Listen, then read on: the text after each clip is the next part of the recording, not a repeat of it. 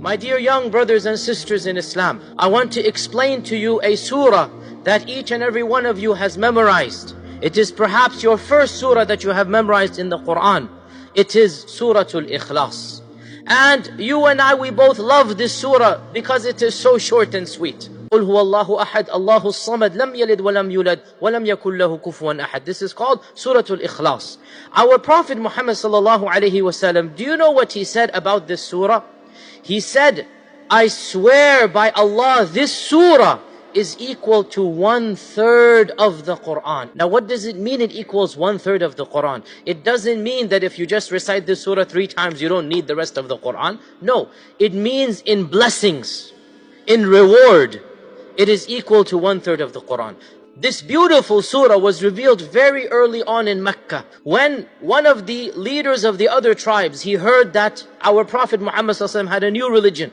And so he went to him and he said, "O Muhammad ﷺ, which God are you calling to? What is this new religion?" So our Prophet ﷺ said, Allah. So this Bedouin, he didn't know any better. He said, describe this God to me. Is he made out of gold or silver? Which God is this? Because these people, they worship idols.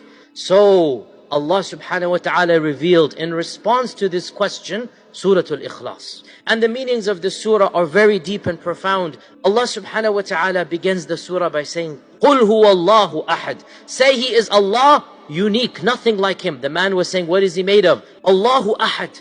What is the difference between Wahid and Ahad, even though they both have the same root?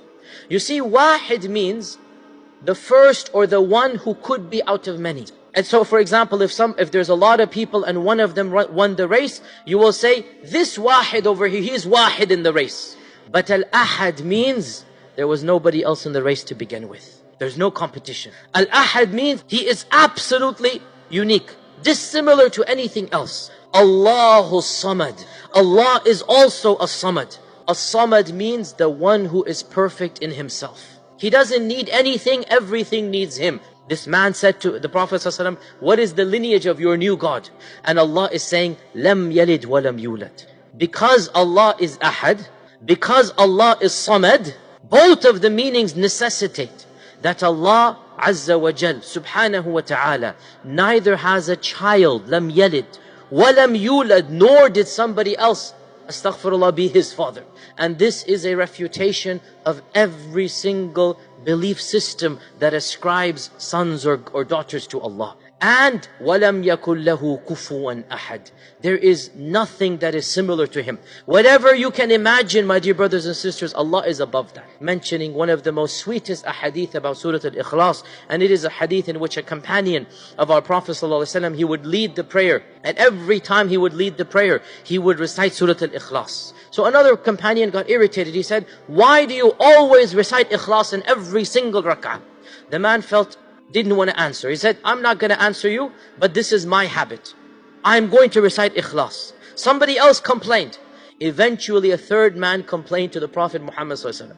He went to him in Medina. He said, Ya Rasulullah, our Imam that has been appointed, in every single rak'ah after Fatiha, he recites Ikhlas, then he moves on to a longer surah. So now the Prophet ﷺ said, tell him I am asking him, why is he doing that? He can't say no to the Prophet ﷺ. So they went and they said, the Prophet Muhammad ﷺ is asking you, why do you recite Surah Al-Ikhlas? Now he cannot get out of it.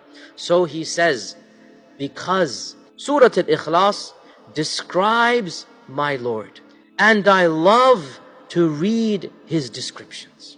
When they went back and they told the Prophet ﷺ his response, he said, go back and tell the man that his love for Surah Al-Ikhlas has caused him to enter Jannah.